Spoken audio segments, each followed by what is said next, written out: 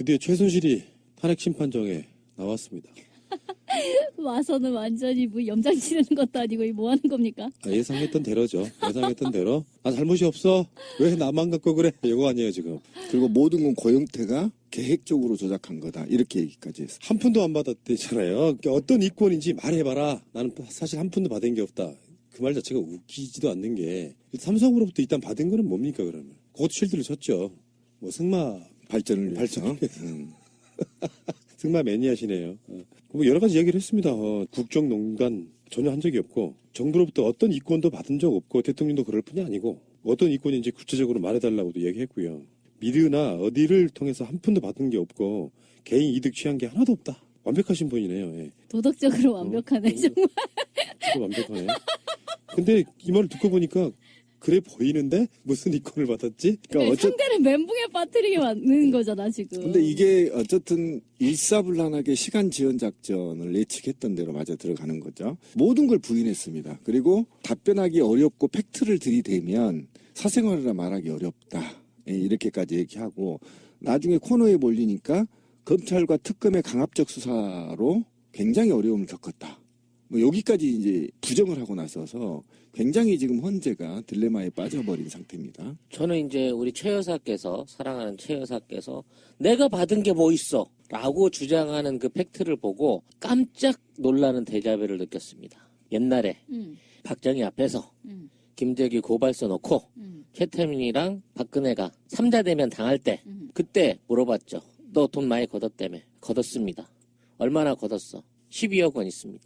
그 당시에 12억이면 어마어마한 돈이잖아요. 그 돈 어딨어? 네, 재단에 박근혜 씨 이름으로 다 예금돼 있습니다. 통장을 보여준 거야.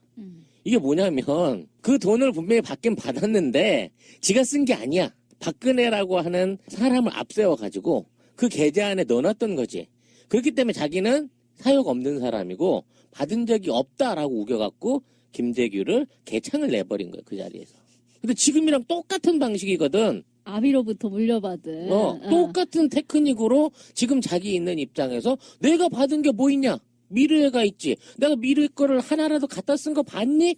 이러고 우기고 있는 거예요. 아니 지금도 그 미르가 그대로 있는 건 사실이잖아요. 그대로 있고 심지어 뭐 박헌영이라든지 이렇게 진술을 했던 사람이 그 안에서 또 불이익을 당하고 있다는 거예요. 어쨌든 그것도 이상한 얘기인데. 어쨌든 모처럼 나와서 국민을 멘붕에 빠뜨렸죠. 그러니까 안정범도 모르고 김기춘도 모르고 자기 딸 저렇게 된 거 억울하다. 이번에 마스크도 안 쓰고 나왔는데요. 예. 굉장히 표정이 얼굴 자체가 협박이었습니다. 무서워 죽는 줄 티꺼워, 티꺼워 죽겠다 이런 표정. 나는 언뜻 옛날에 고소영의 도도했을 때 그 자신감을 보았습니다. 왜 고소영이 나와? 아니 뭐 갑자기 점점 얼굴이 이뻐 보여져. 능력 있는 여자를 보다 보니까 도대체 안 건드린 분야가 없더만 새로 추가되는 것들을 들여다보고 나니까는 이 여자는 아무것도 한 게 없는데 모든 검찰 조사 결과는 그동안 대한민국 박근혜 정부가 해왔던 모든 일들이 사실상 직간접적으로 다 연결이 돼 있는 거예요. 통치하지 않으면서 통치하는 정말 진정한 의미의 지도자시네요. 그러니까 뭐 반기문에 대해서 뭐 차기 정권으로 뭐 밀어주는데 영향을 미쳤다 이런 거는 뉴스도 안 될 것 같아 이제. 이분은 차기 차차기까지도 다 이미 구상이 돼 계셨던 분인 거야. 근데 최순실의 그 워딩을 잘 봐야 된다고 생각해요. 여기서 중요한 전 단서를 하나 발견했어요. 실제로 잡스럽게 뇌물을 받아서 뭐 내가 그걸로 착복했냐 이렇게 가지만 요게 어떤 면에서 보면은 박근혜, 최순실의 한 통장, 경제공동체 요거를 일종의 증명하는 거라고 저는 생각해요.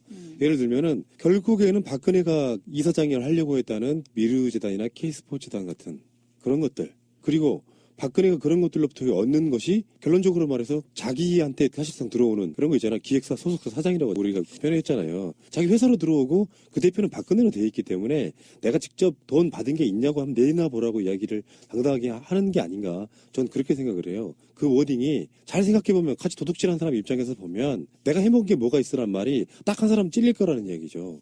그게 박근혜인 거죠. 어떤 면에서 보면. 그래서 박근혜한테 그게 이제 토스가 되면 박근혜는 정책적인 부분, 정무적 판단 이런 식으로 넘어갈 거고 최순실은 나는 사적으로 챙긴 게 없다. 이걸로 계속 밀어붙이려고 하는 그런 게 아닌가 저는 생각을 해봐요. 그것밖에 없잖아요 지금. 맞아요. 어쨌든 최대한 1월 탄핵 인용을 연기하고자 하는 특단의 조치의 키워드들이 계속 나오고 관련자들이 지금 행방불명이 돼 있는 상태고 일단 그 신원은 확인됐어요. 신병은 확인됐어. 고영태. 고영태 말고 다른 팀들도 지금 경찰 자체가 신병을 확보하지 못하고 있다고 발표할 정도니까. 이재만 하고 안봉근. 그렇죠. 네. 또 여러 사람이 있어요, 몇 명. 그러니까 어쨌든 이런 경찰도 지금 도움을 주지 않고 있고, 그 다음에 지금 최순실이 어쨌든 이 모든 자기가 지금 검찰과 특검에 진술한 거는 이들의 강압적 수사 때문에 내가 죽을 지경이었다.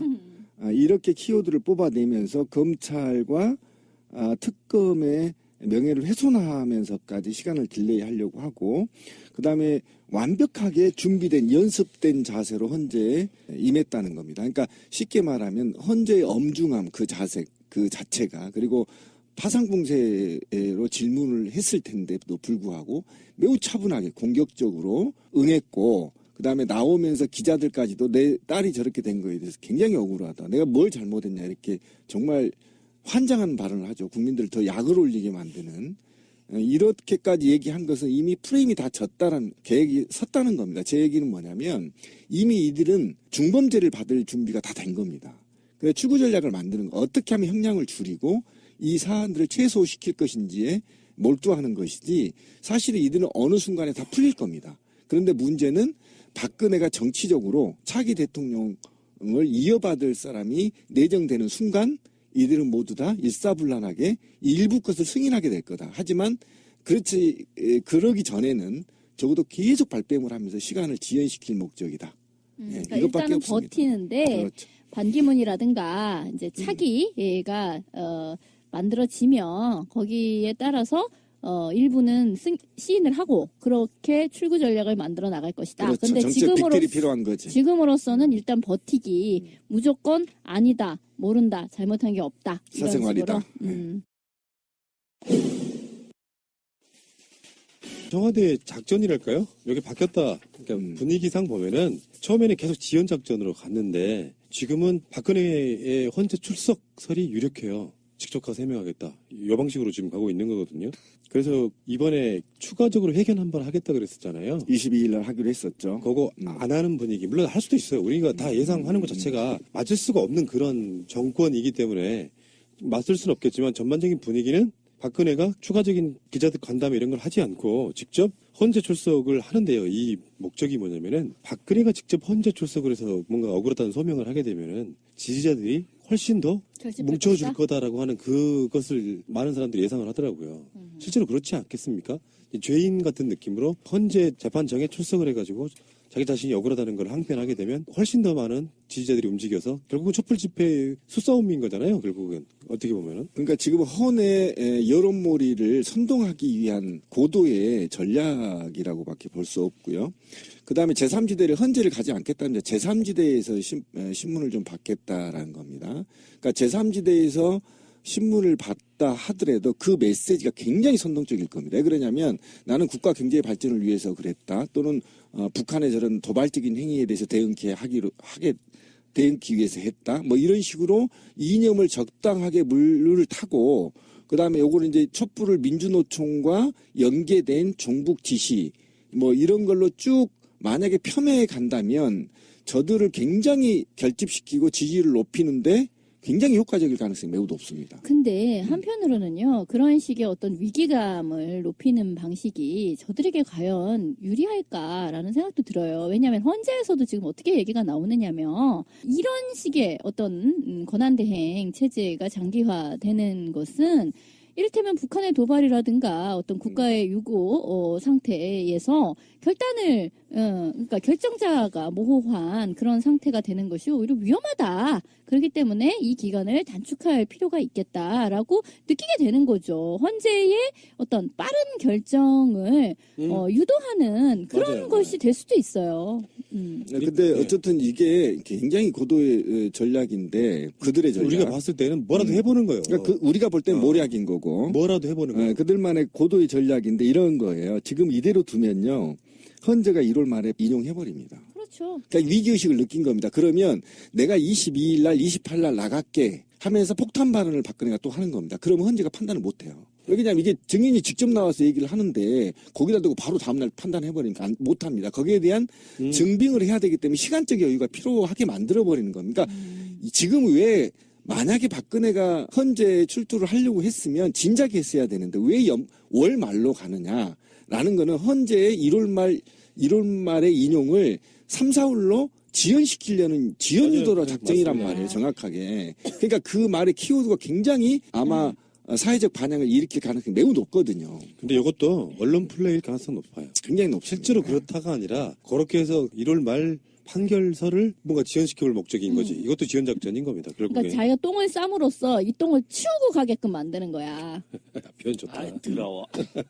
비유 좋아, 비유 좋아. 자, 어쨌든 간에 박근혜는 그런 모양새인 것 같고요. 근데 이제 지금은 그쪽에서 나오는 이야기들 다 거짓말이기 때문에 별로 언급 자체를 하고 싶은 생각은 없는데 진짜 중요한 몇 가지를 한번 짚고 넘어가야 됩니다. 여기서 지금 사드하고요. 위안부 문제 관련한 두 가지는 한번 꼭 짚고 넘어가야 되는데 첫 번째, 윤병세가 이런 말을 했죠. 최근에 이제 위안부 합의에도 최순실이 개입했다는 그런 보도까지 나오기 시작했어요. 이 와중에 윤병세는 지금 부산에 있는 소녀상 관련해가지고 외교 공관 앞에 조형물을 설치하는 것은 바람직하지 않다. 이렇게 얘기를 했단 말이에요. 어느 나라 지금 외무부 장관인 그러니까. 거야. 글쎄, 그렇게 얘기를 하니까 일본에서는요, 아니, 얼마나 좋냐고, 자국 안에서 장관이 그렇게 얘기를 해준 거니까 이걸 바로, 인용을 하는 거죠. 그래서 계속 일본의 가시다 후미오 외무상, 그러니까, 외무부 장관 대 외무부 장관인 것이죠. 일본의 그 외무상은 봐라, 한국 정부도 한일 위안부 합의 이행이 중요하다고 얘기를 하고 있다. 외무부 장관도 그런 생각으로 대처를 하고 있다. 계속 이렇게 인용을 하면서 저건 마땅히 없어져야 된다. 그리고 그거를 국민들이 여론이랍시고 점거하다시피 저러고 있는 것은 심각한 외교 문제를 발생시킨다. 이러는 거죠. 아, 뭐야 진짜. 이렇게 사쿠라 짓을 해줄 수가 있어요, 세상에? 그러니까 늘 이런 식이었어. 이명박도 그 요미우리 신문과 인터뷰에서 직원 조기, 지금은 곤란하니 조금만 기다려달라. 이 방식이었고요. 박근혜도 아베하고 통화에서의 이면 합의가 있다는 것은 부정하고 합의서도 보여주지 않고 그리고 나서 최근에 소녀상이 부산에 설치가 되니까 아베의 반응으로 미루었을 때 이런 느낌이 있거든요. 일본 대사관 앞에 있는 소녀상을 치워달랬더니 부산 영사관 앞에 하나 더 지었어? 요 느낌으로 발끈을 했단 말이에요. 그러니까 일본 당사자 박근혜는 아베, 윤병세는 지금 기시다 후미오를 만나는 시각이 국민들에게 이야기하고 그들에게 만나서 하는 얘기가 완전히 다르다. 이렇게 해석할 수밖에 없는 것들이잖아요. 근데 전 이번 발언에서 제일 충격적인 게 자기가 10억 원을 요구했다고 얘기를 했어요. 회담 과정 중에 이 10억 원 얘기를 자기가 요구해서 받아들였기 때문에 자기가 요구해서 그 돈을 받았으므로 이건 사과에 즈음한다라는 식의 논리를 처음으로 얘가 꺼내놓은 거야. 그동안 이 10억 원 돈 얘기는 어떻게 나온 건지 아무도 몰랐던 거고 사실 이 돈을 결정할 수 있는 또는 이런 돈으로 상정할 수 있는 위치가 외교부 장관 정도의 그 사이즈에서 할 수 있는 일인가 싶은 생각이 드는 거지. 지가 뭘 하고 대표성을 가지고 돈을 달라고 요구를 했고 그걸 받았으므로 보상을 받았다 또는 사과를 받았다고 말할 수 있느냐 이거지. 이거는 윤병세 가지고는 도저히 있을 수 없는 일이고 네가 그렇게 대단해? 이거는 뭔가 그 윤병세의 일종의 오다가 내려온 거예요. 평생의 업으로. 얘는 세월호 선장이랑 똑같은 역할을 지금 하고 있는 거야 이거. 아주 좋은 표현했는데 어쨌든 반기문과 윤병세 그리고 박근혜 우리 옆에서도 계속 턴 내용을 다시 반복은 안 하더라도 한번 되새겨보면 지금 왜 사드 도입을 박근혜 탄핵 정국에서 도입하기 위해서 서두르는가 반기문도.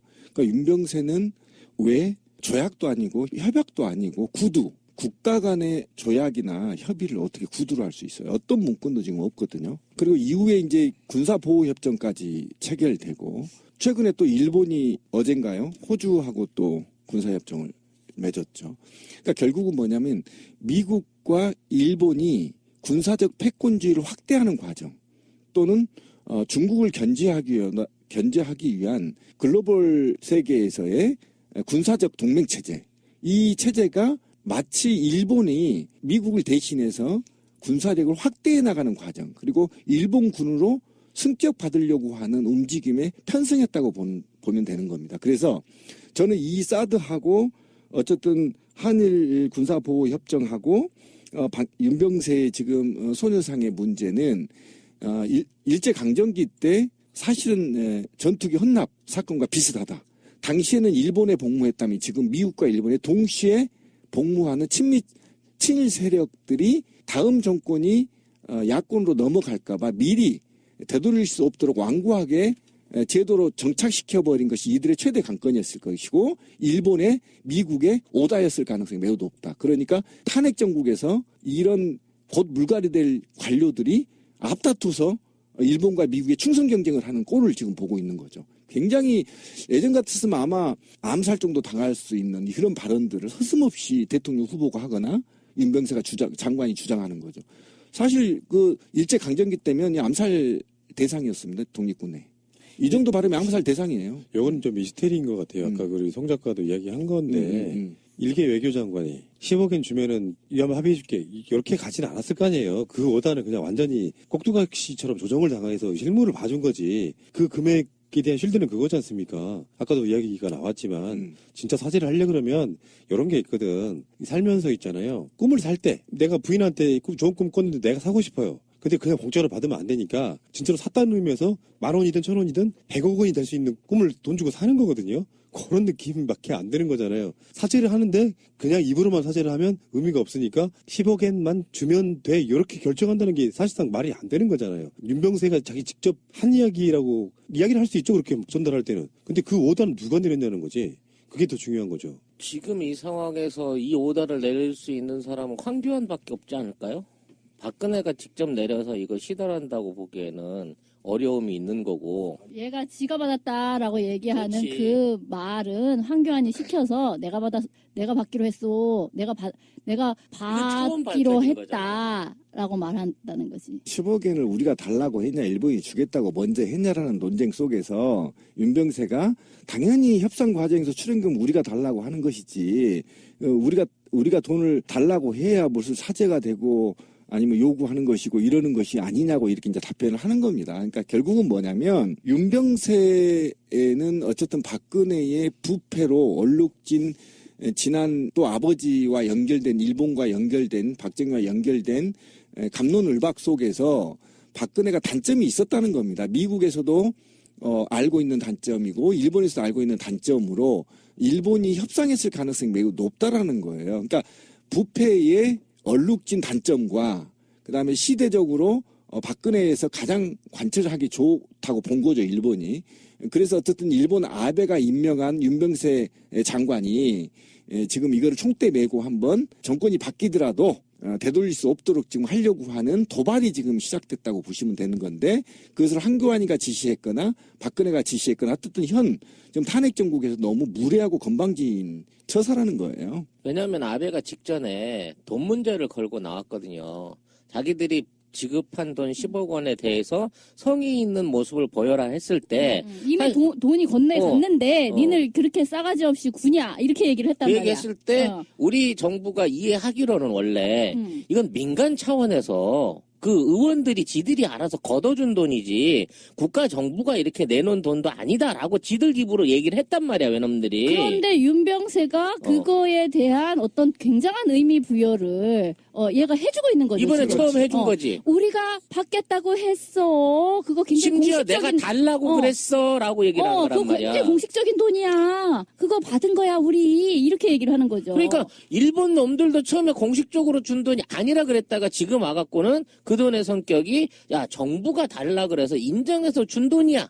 그걸로 모든 사죄 배상이 끝난 거야. 라는 식으로 우기고 있단 말이야. 세상에 이런 말도 안 되는 조약이 어디가 있냐고. 조약은 아닙니다. 이걸 조약으로 몰고 가는 거지 얘들의 행태는. 아니 조약은 국회 비준을 받아야 되니까 안 되는 거. 그냥 합의. 합의고 협의도 근데 합의도 아니죠. 특검보 이규철 대변인 나와가지고 이렇게 기자들하고 일문일답 하잖아요. 전 되게 재밌는 걸 발견했어요. 세계일보 기자가 물어요. 오늘 저간신문 보면 최순실 씨가 한일 위안부 합의에 개입했다는 얘기가 나오는데 사실관계 파악이 어떻게 됐는지 궁금합니다 해요. 특검보의 대답이래요. 되게 신기해요. 한번 봐봐요. 그 부분은 저희가 확인해본 결과 현재 문제가 되고 있는 최순실이 아닌 것으로 그렇게 판단되었습니다. 실제 이 사건에 논의되고 있는 최순실과는 상관이 없는 것으로 판단되었습니다. 그럼 뭐야? 박근혜랑 관계가 있다는 이야기야? 또 다른 최순실이 있다는 이야기잖아요. 네 말 들어봐요. 그렇죠.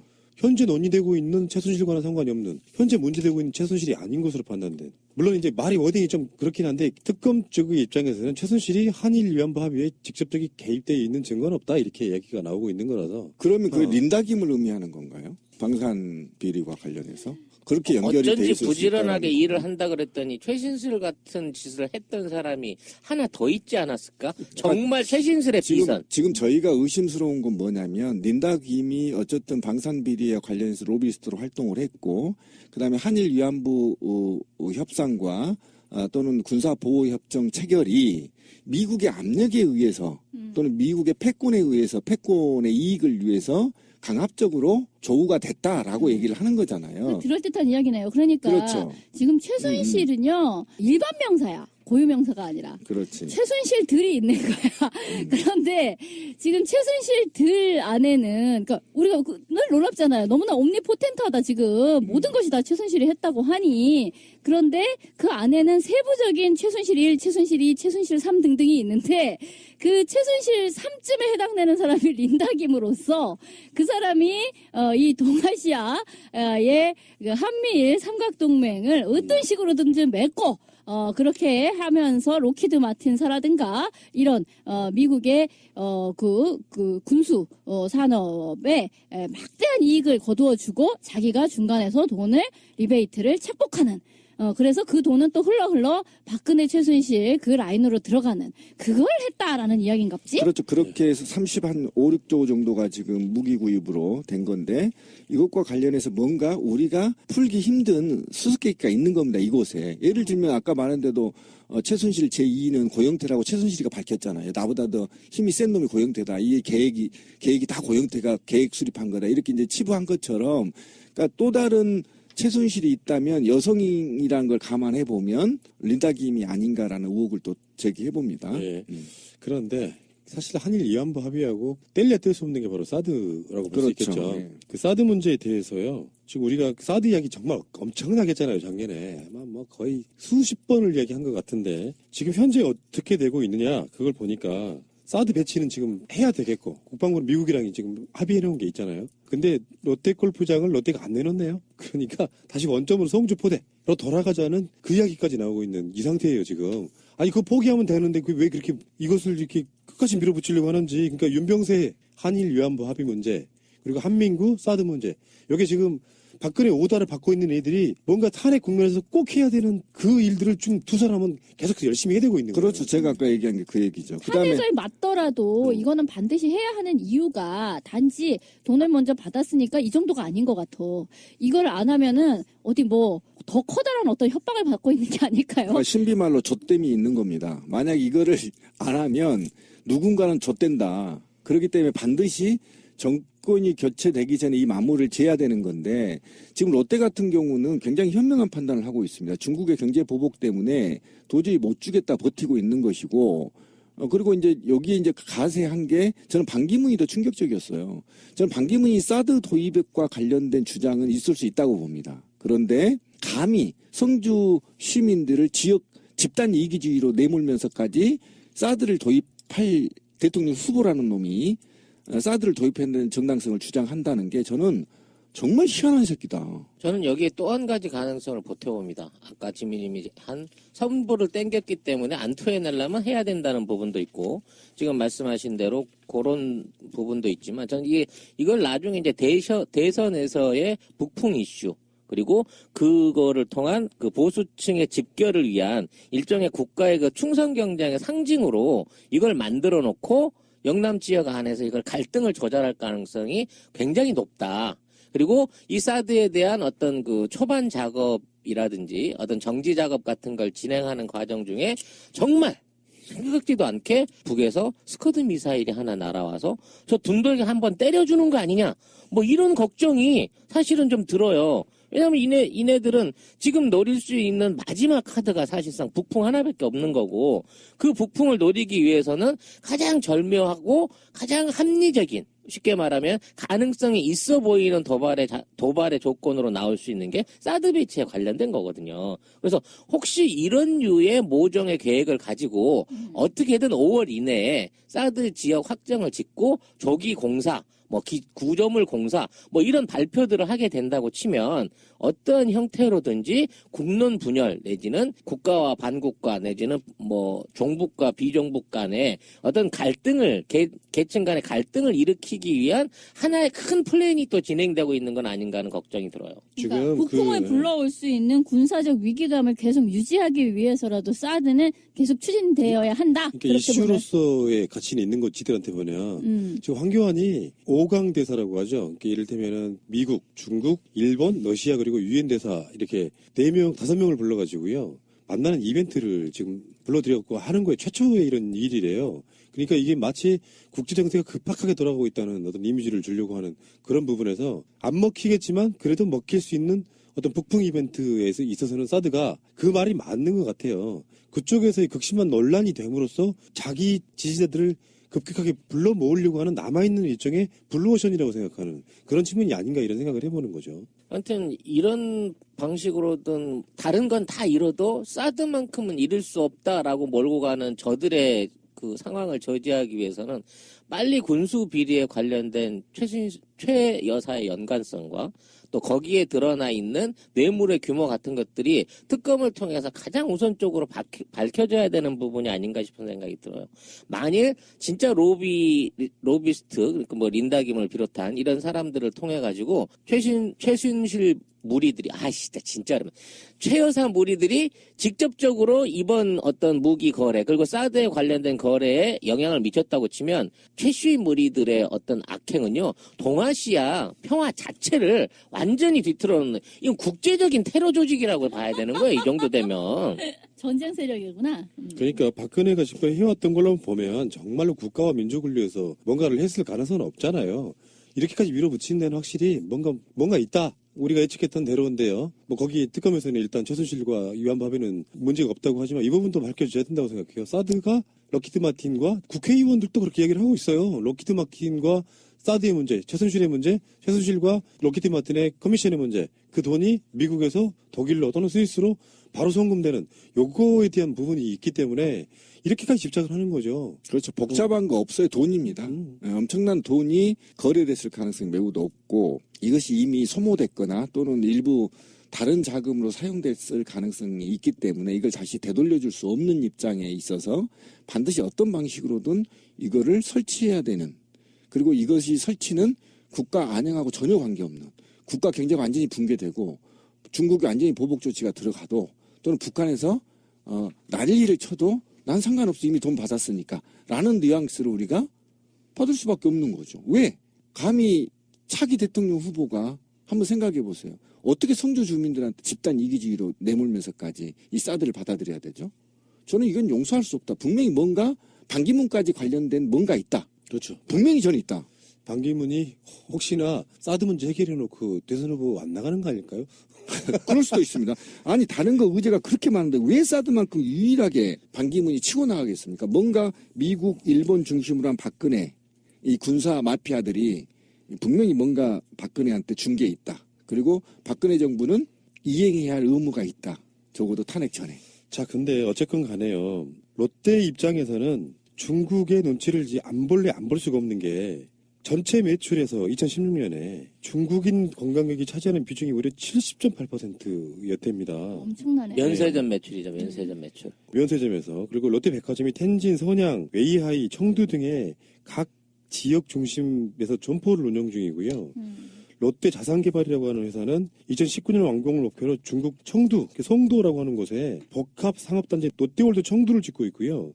중국에 롯데가 벌려놓은 사업이 이렇게 이만큼 많은데 롯데 입장에서는 지금 국방부 장관이 막 만나고 싶어해요. 롯데 회장 신동빈이를 계속 빼고 있는 거예요. 왜냐하면 이 정권 끝나고 나면 이게 위험에 될지도 모르는 거를 괜히 덜컥 교환해줬다가 나중에 중국에서 그렇지 않아도 지금 중국에서 롯데 상태 안 좋거든요. 그것은 이제 우리 송 소장님한테 한번 들어봅시다.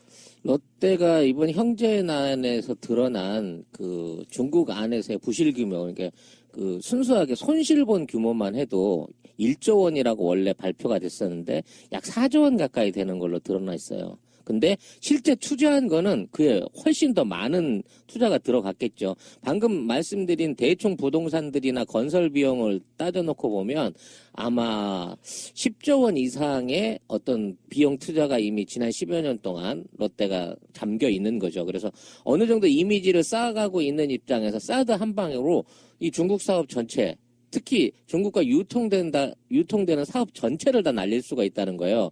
이건 단순하게 롯데라고 하는 주 기업이 하나가 망가지는 게 아니고요. 동아시아 안에서 롯데라는 브랜드 자체가 중화권에서 완전히 배척당하는 문제가 생길 수 있다는 점에서 우리나라 시장을 바라보고 기댈 수 있는 것, 또 뭐 골프장에서 얻을 수 있는 그 토지에서 얻는 몇백억의 수익하고는 비교될 수 없을 정도로 어마어마한 손실을 지금 롯데가 당면에 갖고 있는 거죠. 이게 정말 미스테리한 게요. 이거 정말 미스테리인 것 같아요. 롯데가 안 바꾸는 거는 이해가 되잖아요. 국방부는 지금 이 상태거든요. 롯데 골프장하고 바꾸려고 하는 곳이 남양주에 있는 군용지예요. 여기에 군용지의 공시지가가 1,400억이고요. 지금 성주 골프장의 공시지가는 450억입니다. 근데 안 바꾸고 있어요. 거의 1,000억 차이가 나는 것을 국방부는 바꾸려고 해요. 뭐 때문이겠습니까? 이 미친 짓을 왜 하려고 하겠습니까? 그만큼 빨리 어떤 형태로든지 부지 입점을 끝냈다라고 해야 될 거고, 아마 미군을 통해 가지고 기초 시설, 기초 공사 내지는 초도 장비들을 빨리 들여다 놓음으로 인해 갖고 이제 다음 정권에서도 사드 배치는 도저히 물을 수 없는 일 이렇게 만들어 버리려고 하는 거죠. 되돌리기 어렵다. 일단 삽을 떴다. 이제 이 얘기를 하려는 것 같은데, 저는 뭐 이번에 보면 안희정 같은 이제 나름 대선 후보라는 사람조차도 지금 그런 얘기를 하고 있는 거잖아요. 진보 진영에게는 미안하지만 이거는 되돌리기 어렵다. 이런 이야기를 하고 있는 거잖아요. 결국 이런 식의 어떤 대세론,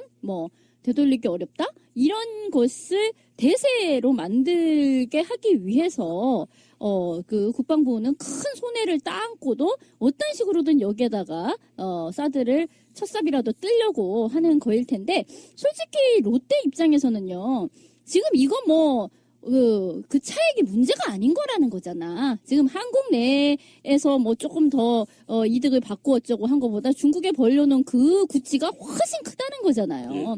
근데 순전히 혐한으로만으로도 롯데가 입을 타격이 굉장히 큰데 그 사드 부지를 롯데가 제공을 했다라고 하면 그 이후에 중국에서 어떤 취급을 받을지 너무 뻔한 거죠. 롯데 입장에서는 어쨌든 국적도 모호하잖아요. 한국에 있을 이유가 없어요. 시장이 좁습니다. 롯데 입장에서 중국으로 가는 게 훨씬 낫습니다. 그렇게 일본 기업이 훨씬 낫고요. 중국에 찍히면 좆된다는 걸 알기 때문에 버티는 건데 저는 이 틈에서 빨리 검찰이 방산비리를 수사하는 것이 바람직하게. 특검이 이재용 삼성전자 부회장 구속이 좀 늦어지니까 특검이 눈치를 본다. 이런 뒷말이 굉장히 돌았었어요. 근데 특검에서는 어떤 증거 같은 것을 갖추느라고 시간이 좀 걸렸다 하고요. 구속영장 청구를 일단 했어요. 예. 특검에서. 예. 이재용을 뇌물 공여, 위증 혐의 등으로 구속영장을 청구를 했습니다. 또 나중에 적부심에서 밀릴 수도 있잖아요. 도주 우려 없다 이런 걸로 해가지고.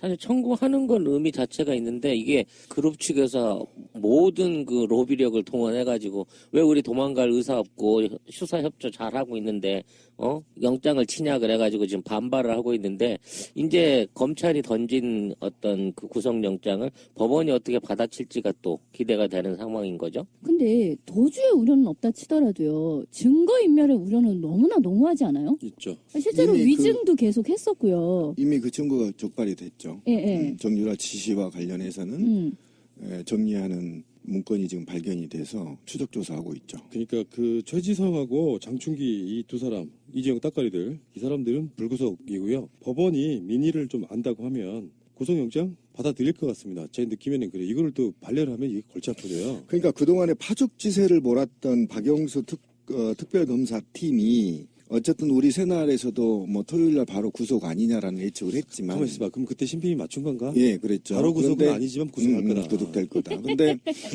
어쨌든 그 이유는 이게 굉장히 중요합니다. 왜 그러냐면 뇌물죄와 관련해서 박근혜 뇌물죄와 같이 연결돼 있는 거기 때문에 만약에 잘못돼서 이재용을 구속을 해서 적부심에서 기각이 될 경우에 어떤 현상이 벌어지냐면 특검에 대한 수사에 어쨌든 그 진실성 여부나 또는 이거에 대한 강압적인 수사에 대한 비난이 있고 이후에 특검이 다시 또 수사를 하는 데 있어서 굉장히 힘이 동력이 떨어지는 역할이 되기 때문에 굉장히 신중해야 되거든요. 근데 예를 들면 말이죠.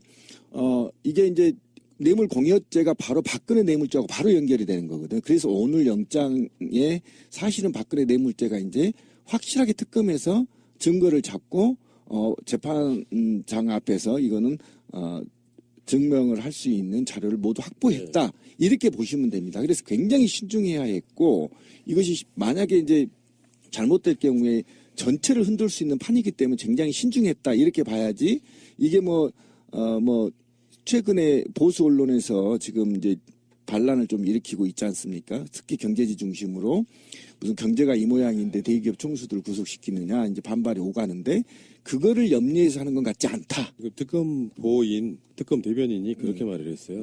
경제도 중요하지만 정의를 바로 세우는 게 중요하니까 그렇죠. 구속한다 네. 이렇게 얘기를 했고요. 뭐 더 이상 네. 반박할 여지가 없는 못을 박는 이야기를 했고요.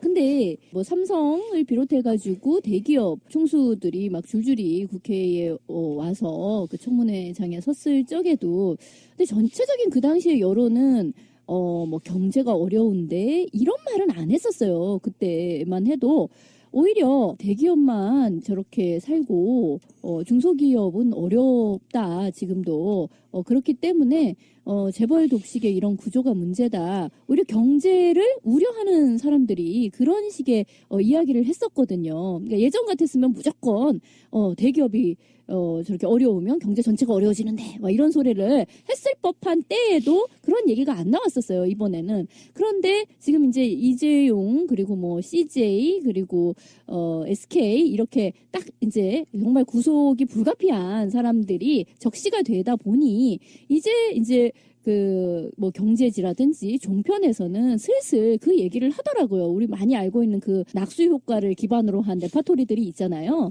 근데 이거는요. 경제를 살리는 일도 아니고 그리고 설사 경제를 살린다 하더라도 정의가 더 중요하다라는 이야기 앞에서는 무력해지는 구조이죠. 우린 더 이상 이런 말에 속을 수가 없다라는 것을 국민들이 보여줘야 돼요. 그러니까 사실 촛불 민심에서도 계속해서 재벌도 공범이다라는 그 캐치프레이즈가 나왔잖아요. 그러니까 이것을 사법부가 과연 어떻게 생각하느냐라는 거를 이번에 보여주는 기회라고 할 수가 있는 거죠. 사실 그 삼성 측은 그 이재용한테 이제 변호인단을 붙여가지고 이건 순전히 대통령이 시키는 대로만 따라한 것뿐이고 일체 그 지원이나 이런 부분에 대해서는 관여한 바가 없다는 식으로 이제 이재용을 빼내려고 노력을 했었는데 결정적인 증거로 드러나 버린 게 대한승마협회 회장이었던 박상진 삼성전자 사장이 있어요. 이 양반이 갖고 있는 휴대폰이 증거로 제출돼 버린 거예요. 근데 이 사람 휴대폰이 2014년부터 계속해서 사용했던 휴대폰이기 때문에 모든 것이 들어있는 이 거지. 휴대폰 안에 주고받았던 문자 메시지뿐만 아니라 네. 그 문자 메시지를 받아서 그 삼성전자 안에 사내에 그 내부 전산망을 통해서 그러니까 내부 직원 그 톡을 통해 가지고 지시했던 내용들까지 순차적으로 다 여기 드러나 버린 거예요. 그러니까 우리 흔히 말하는 그 인트라넷이라고 그러는데 이 이제 그 삼성전자 안에는 직원들 내부적으로 쓰는 또 그 내부 메신저가 있단 말이죠. 거기에 대한 내용이 다 복원이 돼가지고 증거로 확보가 돼버린 거죠. 그러니까 아이러니하게도 삼성의 우수한 휴대폰 기술과 IT 기술의 총화가 2014년부터 있던 그 모든 증거들을 다 담아서 고스란히 제공하는 덕분에 삼성전자의 실질적인 오너가 이번에 잡혀 들어가게 되는 결정적 증거를 제공했다. 이게 이제 지 칼에 지가 맞은 거지. 근데 다 그래요. 지금 보면 그 전체적인 구도가 그렇잖아요. 지금 뭐 정호성의 뭐 핸드폰이라든가 뭐 또 그 누구의 누구냐 김영환의 비망록이라든가 이렇게 바로 지근에 있는 사람이 업무상으로 가지고 있었던 그런 개인적인 정보 모음 이것이 곧바로 증거가 되는 주군의 목을 치는 이게 바로 사필 규정이죠. 재떨이로 일어선 자 재떨이로 망하는 식의 이야기인 거야. 그리고 이번에 보면 뭐 조윤선 같은 경우도요. 뭐 그렇게 부인을 했었지만 결국 뭐 조윤선이 내다버린 PC를 또 특검에서 확보를 했다라고 하잖아요. 그것도 신기하죠. 신기해. 그러니까 참 이상해요. 뭐 전자레인지에 구워라라는 얘기까지 있었는데도 다들 그렇게는 실천하기가 힘든가 봐. 다 자기가 썼던 그런 물품들, 전자기기 이거에 의해 가지고 빼도 박도 못하는 대치기를 당하는 그런 상황이죠. 근데 지금 뇌물공여하고요, 국회 위증죄죠. 위증죄하고 하나가 더 있는데 이거는 좀 아직 부각이 안 됐는데 특경경제가중처벌법의 횡령입니다. 어. 네, 횡령도 있어요. 횡령을 했으니까 돈을 그 돈이 어디서 숨겨놨다가 났겠어. 그런 방식으로 주는 방식이거든요. 그러니까 공식적인 주식회사기 때문에 음. 재무제표에 나타나야 되는데 나타나지 않는 금액이 나온 거죠. 그렇죠. 네, 그게 아니, 가능한 워낙 거죠. 청문회 때도 뭐 그 정도 돈은 뭐 자기 아래에서 그냥 결제를 해도 그만이라는 거야. 아니 누가 들어도 눈이 휘둥그레질 이야기인데 정말 입에 침을 살살 발라가면서 그 이야기를 하더라고요. 근데 이거는 엄밀하게 말해서 횡령이 되는 게 맞죠. 재무제표에 없는 돈을 누군가가 그걸로 빼돌렸다라는 거니까 그게 빼돌린 주체가 누구냐. 이재용은 나는 아니고 내 밑에 놈이 했는데 글쎄요 문제가 되면 차차 알아볼까나 이랬는데 그게 바로 너다라는 거죠. 그리고 참 웃겨요. 삼성 안에서는 증거를 인멸하기 위해서 그 굉장히 많은 파일 같은 거를 다 내다 버렸다는 거예요. 그런데 바로 지근에 있는 사람의 어떤 휴대폰에는 그 모든 것이 고스란히 담겨져 있고 다 이런 거야. 그러니까 청와대나 뭐 아니면 그 관련 사무실 그 오더 라인에서는 또 다 지웠어요. 그런데 그 바로 측근에 있는 사람의 핸드폰만 추적을 했더니 다 나오더라. 이런 거예요. 너무 웃겨. 이게 굉장히 이제 중요한 사건인데 재벌 총수가 2인자죠. 사실상 총수가 대통령과 직접 독대를 통해서 각종 이권들을 받아가고 그에 상응한 대가로 400억이 넘는 현재 밝혀진 것만 400억인데 실제로 지금 우리가 특검이 다루고 있지 않는 게 박근혜가 역점 사업으로 했던 원격 진로 사업도 지금 이 수사가 되지 않고 있거든. 이것도 지금 삼성이 특혜를 받고 있었고, 그렇죠. 삼성 직접, 몰아주기였지. 박근혜가 직접 홍보대사로 나섰거든요.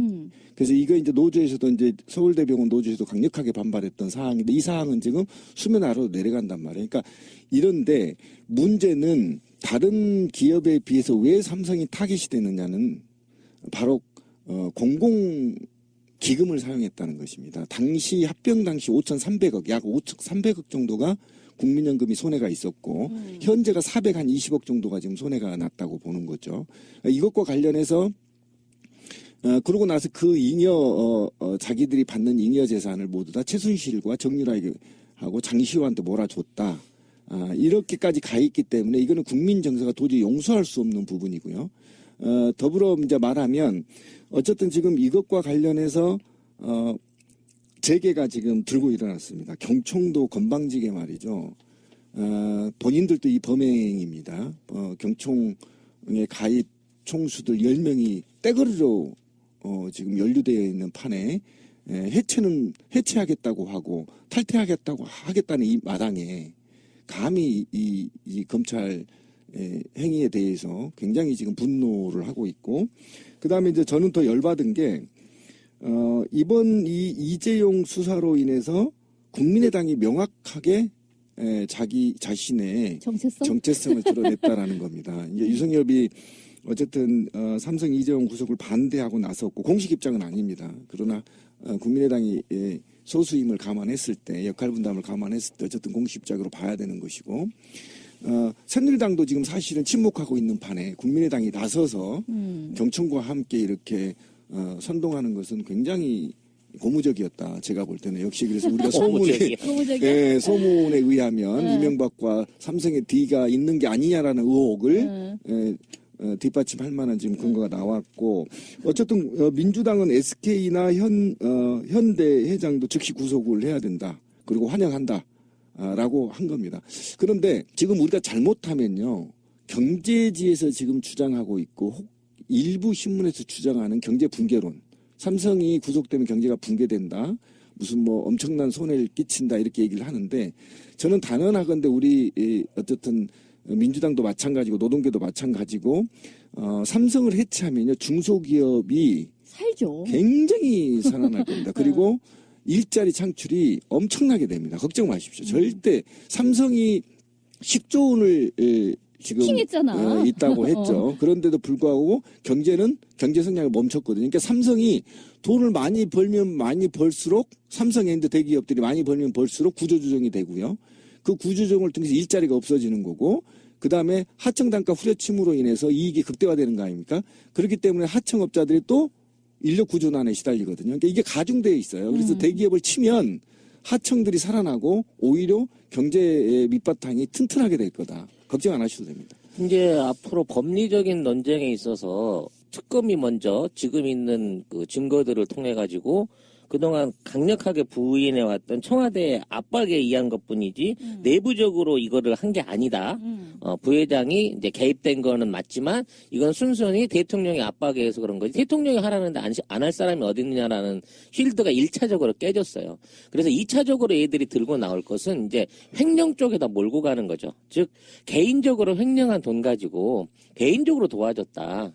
이게 뭐 회사를 위해서 그런 게 아니라 자기 개인을 위해서 연관돼 있는 사람들 또는 그 압박에 의해서 지원을 해준 거지 회사가 조직적으로 관여한 거 아니다라는 거를 끌고 나갈 거. 이게 왜 그러냐면 지금 있는 고리 안에서 1차적으로 뇌물죄라는 고리를 끊어내기에는 이제 지원 정황이 너무 드러났어요. 400억 이상 최소 400억 이상을 도와준 게 드러났는데 그러니까 일단 글로 건너갔다라는 네. 거는 확실한 거니까. 건너간 건 확실한 건데 자 이걸 건너 보내는 데 있어서 지금 제일모직에 대한 합병을 통해 가지고 삼성 전체 경영권을 잡으려고 하는 어떤 수작이 있었고 이걸 통해서 삼성 지배구조를 조정을 하고 상속구조를 조정하려고 했었으며 그 과정에 돈을 동원하기 위해서 정관계 로비를 했고 거기에 연관돼 있던 사람이 한꺼번에 드러난다 그러면 이거는 나라 전체가 전부 다 작살나요.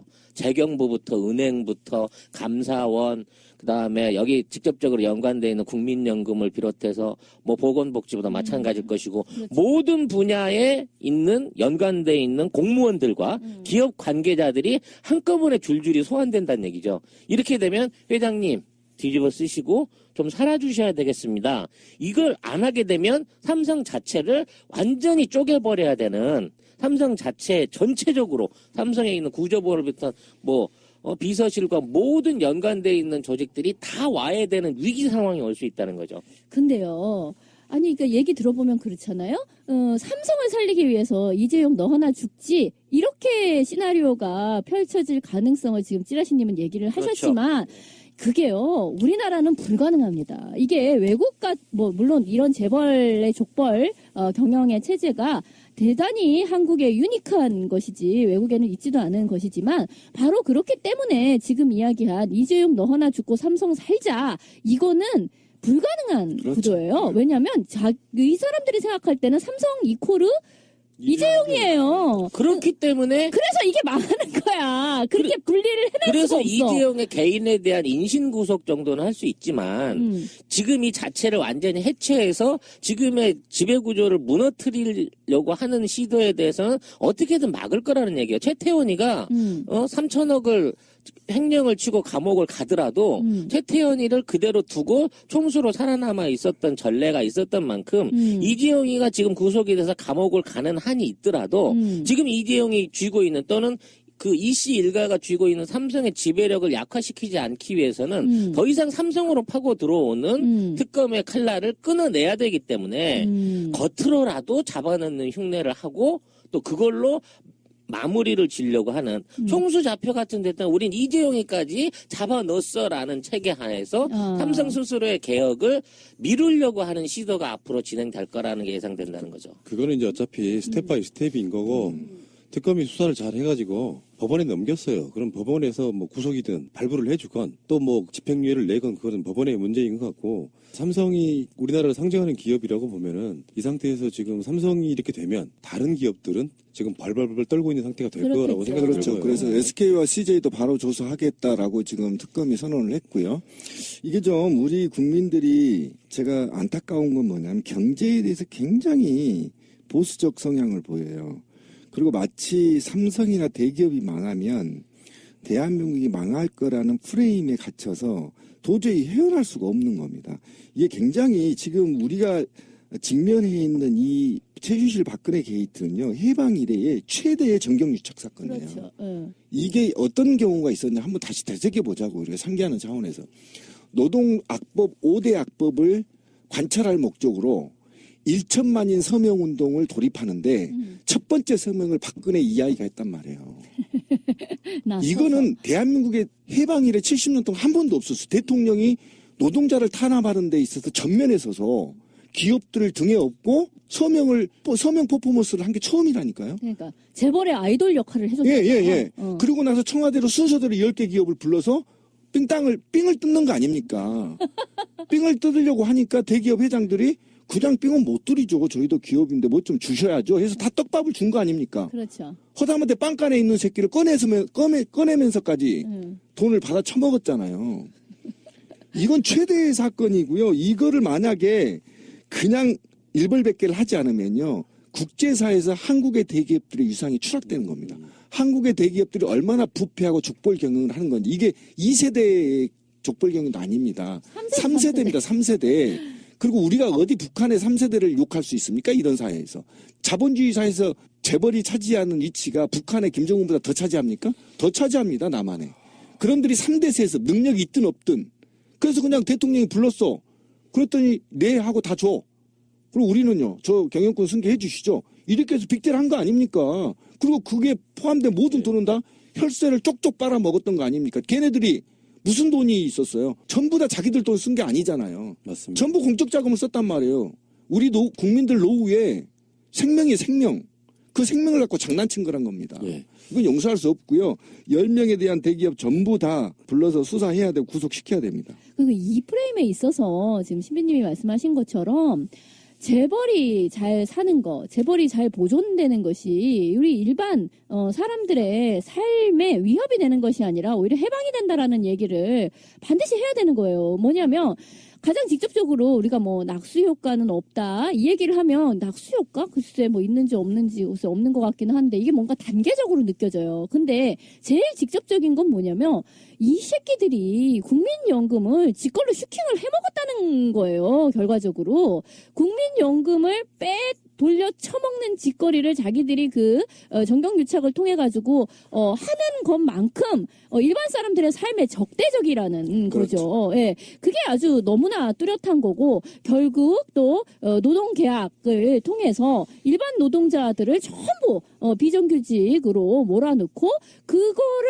해달라라는 그 입법 청탁으로 그쪽으로 정유라 등등에게 돈을 몇백억을 갖다 쏟아부었다. 그러니까 결국 이재용이 지금까지 했던 일들은 뭐냐면 우리 국민연금 털어먹고 그리고 우리 다 비정규직 만들고 그렇게 했다는 거예요. 그러니까 그게 일반 사람들 나 삼성 안 다녀. 삼성하고 관계도 없어. 삼성 하청기업도 아니야.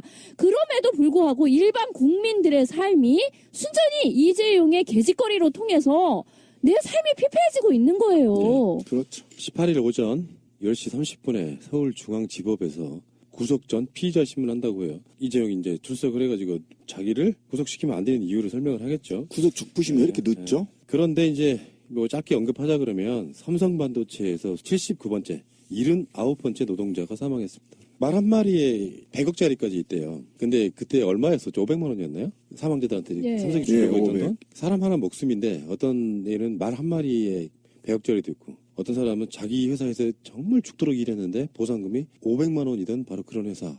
저는 이렇게 한번 마무리해보고 싶어요. 경제라는 것이 있잖아요.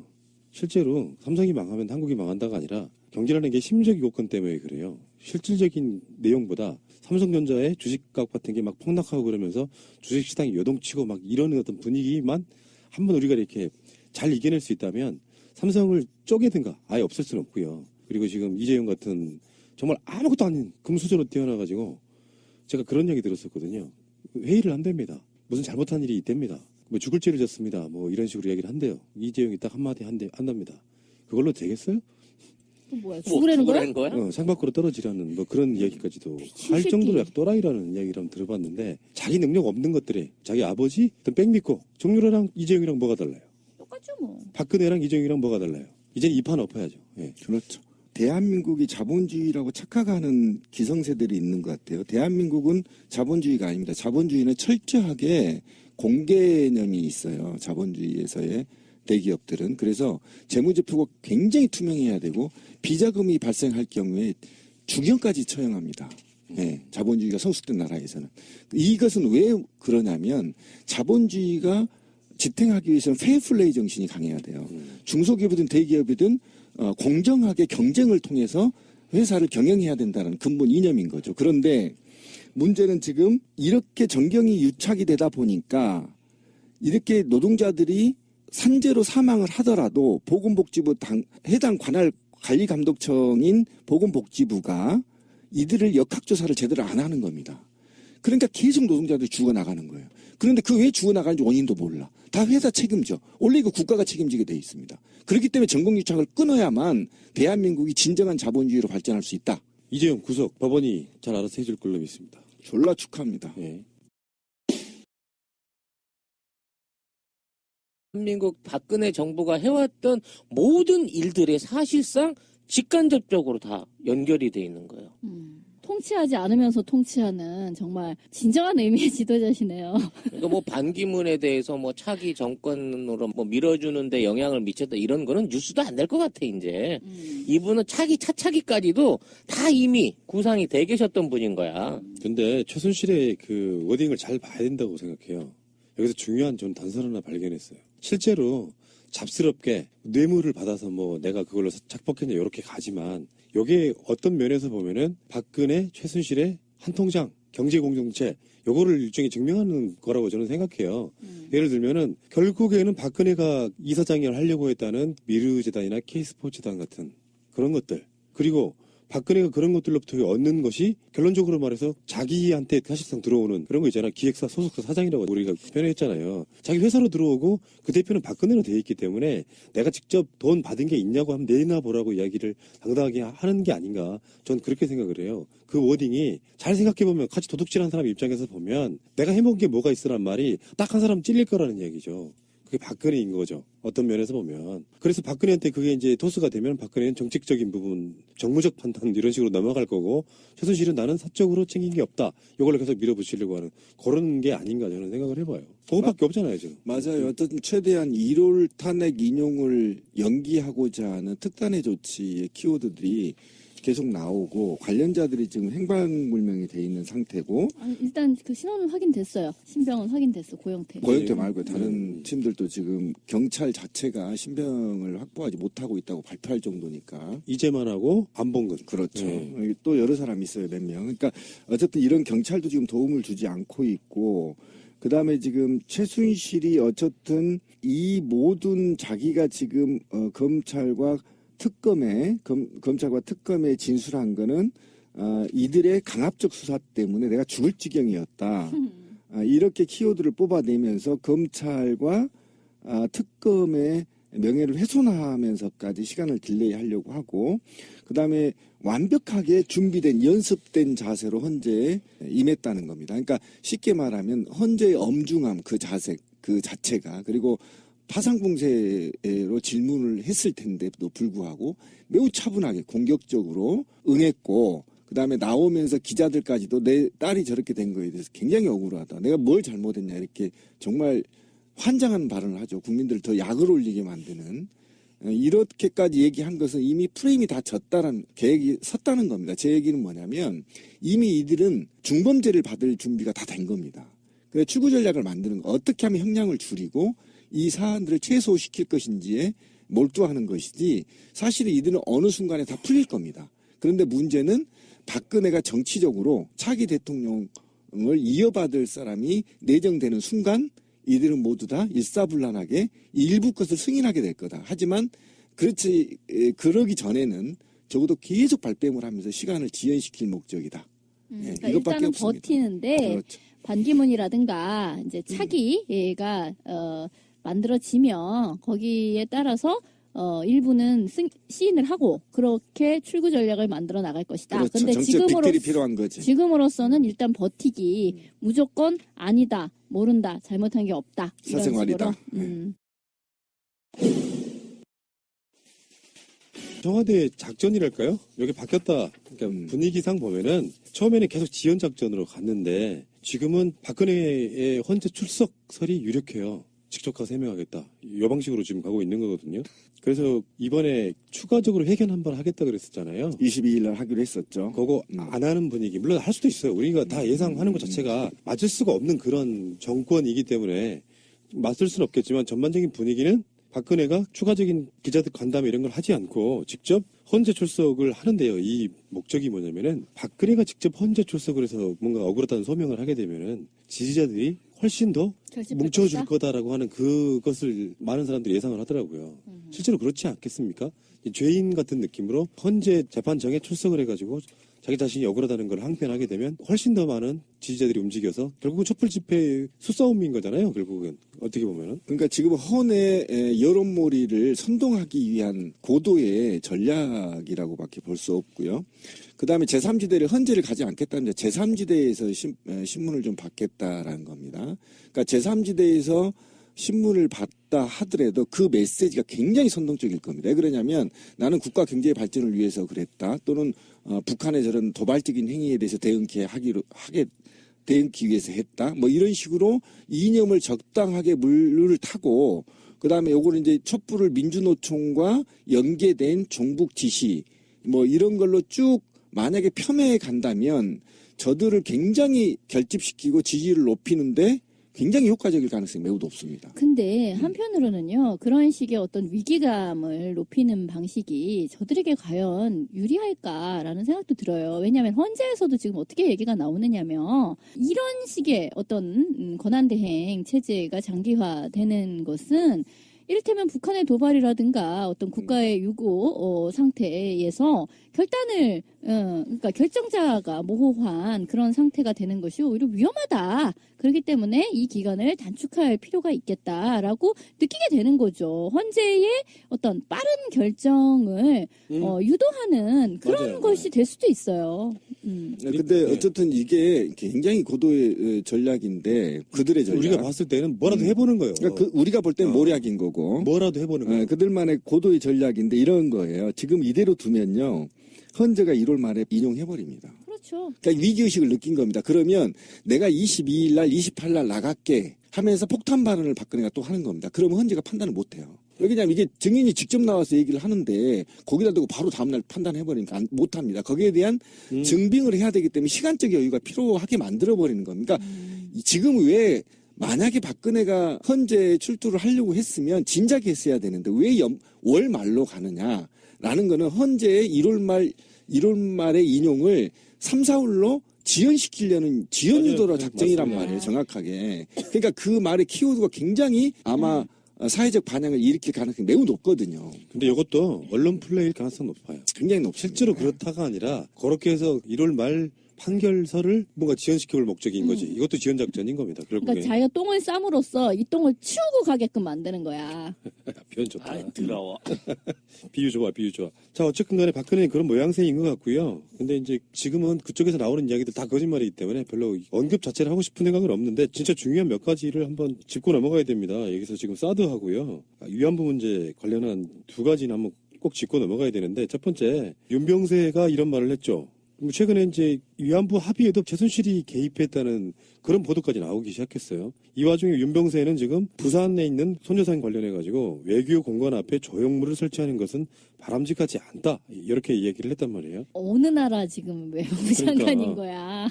글쎄 그렇게 얘기를 하니까 일본에서는요. 아니 얼마나 좋냐고 자국 안에서 장관이 그렇게 얘기를 해준 거니까 이걸 바로 인용을 하는 거죠. 그래서 계속 그 일본의 가시다 후미오 외무상 그러니까 외무부 장관 대 외무부 장관인 것이죠. 일본의 그 외무상은 뭐 봐라 한국 정부도 한일 위안부 합의 이행이 중요하다고 얘기를 하고 있다. 외무부 장관도 그런 생각으로 대처를 하고 있다. 계속 이렇게 인용을 하면서 저건 마땅히 없어져야 된다. 그리고 그거를 국민들이 여론이랍시고 점거하다시피 저러고 있는 것은 심각한 외교 문제를 발생시킨다. 이러는 거죠. 아 뭐야 진짜. 이렇게 사쿠라 짓을 해줄 수가 있어요 세상에? 그러니까 늘 이런 식이었어. 이명박도 読売신문과 인터뷰에서 직원 조기, 지금은 곤란하니 조금만 기다려달라. 이 방식이었고요. 박근혜도 아베하고 통화에서 이면 합의가 있다는 것은 부정하고 합의서도 보여주지 않고 그리고 나서 최근에 소녀상이 부산에 설치가 되니까 아베의 반응으로 미루었을 때 이런 느낌이 있거든요. 일본 대사관 앞에 있는 소녀상을 치워달랬더니 부산 영사관 앞에 하나 더 지었어? 요 느낌으로 발끈을 했단 말이에요. 그러니까 일본 당사자 박근혜는 아베, 윤병세는 지금 기시다 후미오를 만나는 시각이 국민들에게 이야기하는 이야기하고 그들에게 만나서 하는 이야기가 완전히 다르다. 이렇게 해석할 수밖에 없는 것들이잖아요. 근데 전 이번 발언에서 제일 충격적인 게 자기가 10억 엔을 요구했다고 얘기를 했어요. 회담 과정 중에 이 10억 엔 얘기를 자기가 요구해서 받아들였기 때문에 자기가 요구해서 그 돈을 받았으므로 이건 사과에 즈음한다라는 식의 논리를 처음으로 얘가 꺼내놓은 거야. 그동안 이 10억 원 돈 얘기는 어떻게 나온 건지 아무도 몰랐던 거고 사실 이 돈을 결정할 수 있는 또는 이런 돈으로 상정할 수 있는 위치가 외교부 장관 정도의 그 사이즈에서 할 수 있는 일인가 싶은 생각이 드는 거지. 지가 뭘 하고 대표성을 가지고 돈을 달라고 요구를 했고 그걸 받았으므로 보상을 받았다 또는 사과를 받았다고 말할 수 있느냐 이거지. 이거는 윤병세 가지고는 도저히 있을 수 없는 일이고 네가 그렇게 대단해? 이거는 뭔가 그 윤병세가 일종의 오다가 내려온 거예요. 평생의 업으로. 얘는 세월호 선장이랑 똑같은 역할을 지금 하고 있는 거야 이거. 아주 좋은 표현했는데 어쨌든 반기문과 윤병세 그리고 박근혜 우리 에피소드 계속 턴 내용을 다시 반복은 안 하더라도 한번 되새겨보면 지금 왜 사드 도입을 박근혜 탄핵 정국에서 도입하기 위해서 서두르는가 반기문도. 그러니까 윤병세는 왜 조약도 아니고 협약도 아니고 구두 국가 간의 조약이나 협의를 어떻게 구두로 할 수 있어요? 어떤 문건도 지금 없거든요. 그리고 이후에 이제 군사보호협정까지 체결되고 최근에 또 일본이 어젠가요? 호주하고 또 군사협정을 맺었죠. 그러니까 결국은 뭐냐면 미국과 일본이 군사적 패권주의를 확대하는 과정 또는 중국을 견제하기 위한 글로벌 세계에서의 군사적 동맹체제 이 체제가 마치 일본이 미국을 대신해서 군사력을 확대해 나가는 과정 그리고 일본군으로 승격받으려고 하는 움직임에 편승했다고 보면 되는 겁니다. 그래서 저는 이 사드하고 어쨌든 한일 군사보호협정하고 윤병세의 지금 소녀상의 문제는 일제강점기 때 사실은 전투기 헌납 사건과 비슷하다. 당시에는 일본에 복무했다면 지금 미국과 일본에 동시에 복무하는 친일 세력들이 다음 정권이 야권으로 넘어갈까봐 미리 되돌릴 수 없도록 완고하게 제도로 정착시켜버린 것이 이들의 최대 관건이었을 것이고 일본의 미국의 오다였을 가능성이 매우 높다. 그러니까 탄핵 정국에서 이런 곧 물갈이 될 관료들이 앞다투서 일본과 미국의 충성 경쟁을 하는 꼴을 지금 보고 있는 거죠. 굉장히 예전 같았으면 아마 암살 정도 당할 수 있는 그런 발언들을 서슴없이 대통령 후보가 하거나 윤병세가 장관이 주장하는 거죠. 사실 그 일제강점기 때면 암살 대상이었습니다. 독립군에. 이 정도 발음이 암살 대상이에요. 이건 좀 미스테리인 것 같아요. 아까 우리 송 작가도 이야기한 건데 일개 외교장관이 10억엔 주면은 위안부 합의해줄게 이렇게 가지는 않았을 거 아니에요. 그 오다는 그냥 완전히 꼭두각시처럼 조정을 당해서 실무를 봐준 거지. 그 금액에 대한 실드는 그거지 않습니까? 아까도 이야기가 나왔지만 진짜 사죄를 하려고 그러면 이런 게 있거든. 살면서 있잖아요. 꿈을 살 때 내가 부인한테 좋은 꿈 꿨는데 내가 사고 싶어요. 근데 그냥 공짜로 받으면 안 되니까 진짜로 샀다는 의미에서 10,000원이든 1,000원이든 100억 원이 될 수 있는 꿈을 돈 주고 사는 거거든요. 그런 느낌밖에 안 드는 거잖아요. 사죄를 하는데 그냥 입으로만 사죄를 하면 의미가 없으니까 10억엔만 주면 돼 이렇게 결정한다는 게 사실상 말이 안 되는 거잖아요. 윤병세가 자기 직접 한 이야기라고 이야기를 할 수 있죠. 그렇게 전달할 때는. 근데 그 오다는 누가 내렸냐는 거지. 그게 더 중요한 거죠. 지금 이 상황에서 이 오다를 내릴 수 있는 사람은 황교안밖에 없지 않을까요?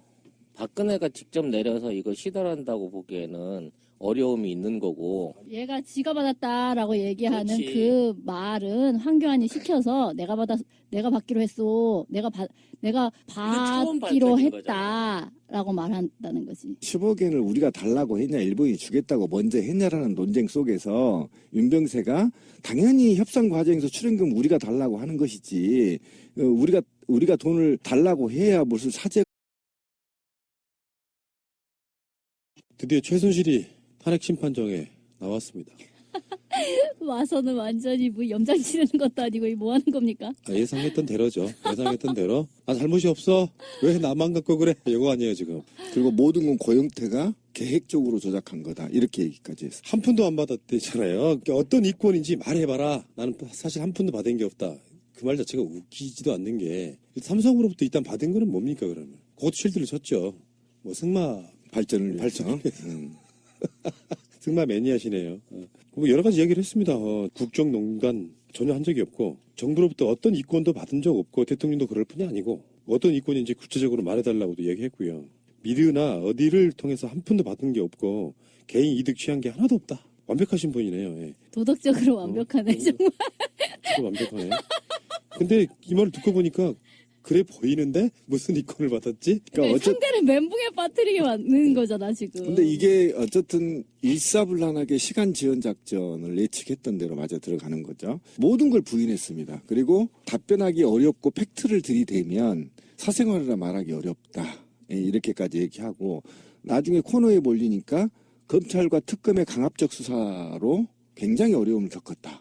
뭐 여기까지 이제 부정을 하고 나서서 굉장히 지금 헌재가 딜레마에 빠져버린 상태입니다. 저는 이제 우리 최 여사께서, 사랑하는 최 여사께서 내가 받은 게 뭐 있어 라고 주장하는 그 팩트를 보고 깜짝 놀라는 데자뷰를 느꼈습니다. 옛날에 박정희 앞에서 김재규 고발서 놓고 최태민이랑 박근혜가 3자 대면 당할 때 그때 물어봤죠. 너 돈 많이 걷었다며. 걷었습니다. 얼마나 걷었어? 12억 원 있습니다. 그 당시에 12억이면 어마어마한 돈이잖아요. 그 돈 어딨어? 네, 재단에 박근혜 씨 이름으로 다 예금돼 있습니다. 통장을 보여준 거야. 이게 뭐냐면 그 돈을 분명히 받긴 받았는데 지가 쓴 게 아니야. 박근혜라고 하는 사람을 앞세워가지고 그 계좌 안에 넣어놨던 거지. 그렇기 때문에 자기는 사욕 없는 사람이고 받은 적이 없다라고 우겨갖고 김재규를 개창을 내버린 거예요. 그 자리에서. 근데 지금이랑 똑같은 방식이거든. 아비로부터 물려받은. 똑같은 테크닉으로 지금 자기 있는 입장에서 내가 받은 게 뭐 있냐? 미르에가 있지. 내가 미르 거를 하나라도 갖다 쓴 거 봤니? 이러고 우기고 있는 거예요. 아니 지금도 그 미르가 그대로 있는 건 사실이잖아요. 그대로 있고 심지어 뭐 박헌영이라든지 이렇게 진술을 했던 사람이 그 안에서 또 불이익을 당하고 있다는 거예요. 어쨌든 그것도 이상한 얘기인데. 어쨌든 모처럼 나와서 국민을 멘붕에 빠뜨렸죠. 그러니까 안정범도 모르고 김기춘도 모르고 자기 딸 저렇게 된 거 억울하다. 이번에 마스크도 안 쓰고 나왔는데요. 예. 굉장히 표정이 얼굴 자체가 협박이었습니다. 무서워 죽는 줄 티꺼워, 티꺼워 죽겠다 이런 표정. 나는 언뜻 옛날에 고소영의 도도했을 때 그 자신감을 보았습니다. 왜 고소영이 나와? 아니 뭐 갑자기 점점 얼굴이 이뻐 보여져. 능력 있는 여자를 보다 보니까 도대체 안 건드린 분야가 없더만 새로 추가되는 것들을 들여다보고 나니까는 이 여자는 아무것도 한 게 없는데 모든 검찰 조사 결과는 그동안